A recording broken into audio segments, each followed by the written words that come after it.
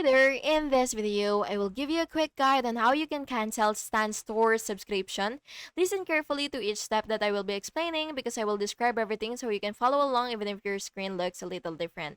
So yeah, go to stanstore.com, which we already are in, and then you will have to go to login section and log into your account. And once you're already logged in, you can just click your profile icon, which you can find on the top right corner, and then you will click account settings, and then you will scroll down to subscriptions or billing, and then you will click manage subscription, and this will redirect you to your billing portal, and from there you will select cancel plan or end subscription.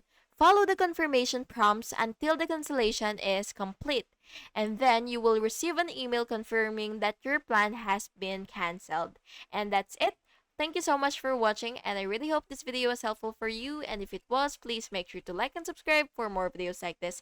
Thank you and have a good day.